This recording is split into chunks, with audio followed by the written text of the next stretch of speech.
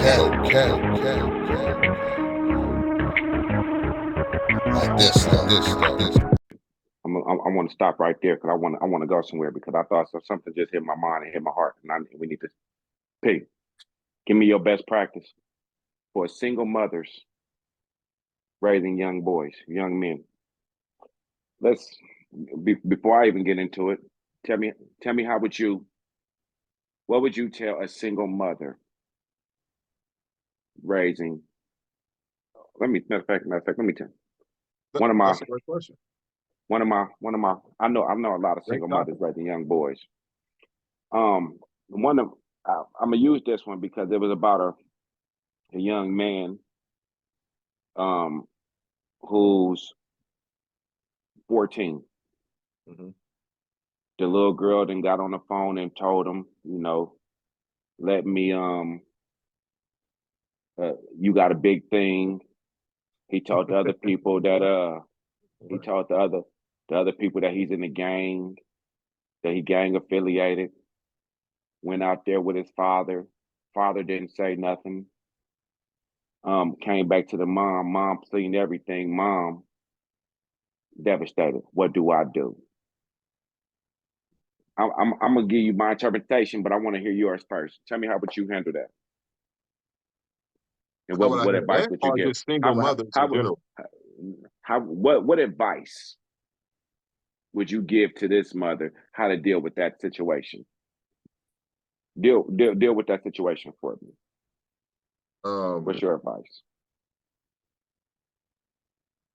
Give me 2 seconds. All right. So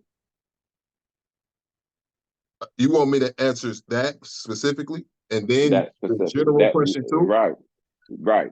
Because it's not just this is one person, but that is a broad scenario because multiple women deal in with that. So tell me, what's Okay. your advice to them? So the mother, let me make sure I got that right because I have my answer for in general for everybody. But let me Well, make give me sure I that got the answer. situation Go right. ahead. Mm-hmm. So you're saying the young man Mm-hmm. was dealing with a young lady. Mm-hmm. The young lady was trying to have sexual relationship, I think they already then got it in, but let's and she texted him talking about his you gotta yeah. and he and The then mother so then he went with his dad where? to visit his dad. Oh, he went to visit his dad, and when he went to Right. visit his dad, All this happened while he's under his dad's watch. So when okay, he so his returns back to mom lives mom's here, watch, his mom lives right, in place A, his dad lives in place B. He's over right, at his dad's house, and right, while he's at his dad's house, he's getting messages talking about gang affiliation and sex. right, And it gets back to his mom by way of his phone. right. Okay. My general answer actually will answer that question too. But Shoot. for her, it sounds like he spends time at both parents' house. So, Incorrect. oh, that just But was a right, right, right, right. well, I'm asking deeper questions because I got to get my answer to No, that no, specifically. I got to no, know no. more. Yeah, I don't want to give too much because I didn't speak to nobody about nothing. I'm just Yeah, giving yeah, the yeah, yeah, no, no. hypothetical scenario. Go ahead. Okay, so hypothetically, he don't be at his daddy house all the time. It's not a split time situation. It's every blue moon he'd be at his dad's house, which Right, is probably why some of this stuff happened because his dad is not really the parent in that situation. His right, mother is the parent, and he's used to his mother parenting. So when he goes to his dad's house, he feel like he get to do whatever he want to do. He a little more relaxed in that way of not being under his mother's roof where the parenting is really happening consistently. He's now in an environment where he feels like he can step outside of the parenting, the normal parenting that he gets. And so as a young man, he may make the wrong decision because of the new environment where that lack of parenting that he's used to is at. Now, my thing is this. If these things have already been done, this is the mistake that most parents make. Male, female parents, co-parenting, not co-parenting. One of the biggest mistakes that most parents make is this. They wait until something happens to address what has happened.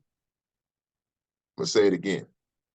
Most parents wait until something happens to address what has happened. And once it has happened, it's too late. They want to talk about it when it happens. And then they're like, what should I say? What should I do? So the best practice is communication ahead of time.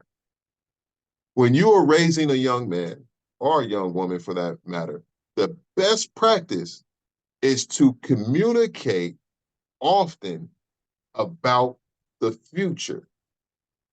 Things that you know exist, the way that those things usually play out, and never think that your child that you are raising is too young to have that conversation. Now, a conversation doesn't mean you talking to your kid. A conversation is a two-way thing. So whenever you have these conversations about the future, things that could come, you have this conversation, he was 14, we could have had that conversation when he was 5. You communicate these things early and often.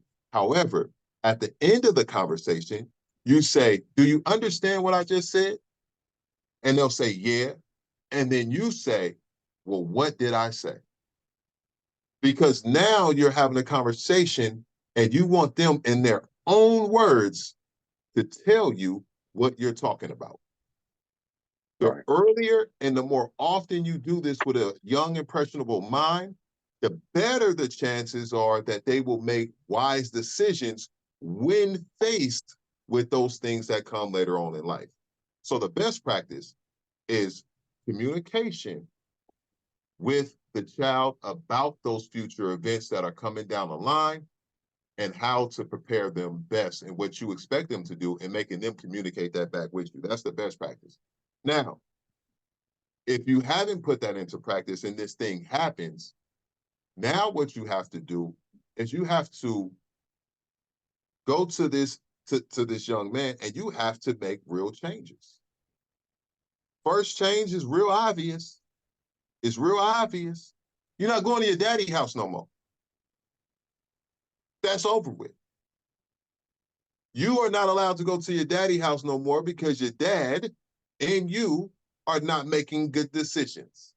And until I feel like you can go into an environment outside of here where you can make good decisions, you're going to be here learning how to make those good decisions. That's not the best place for you.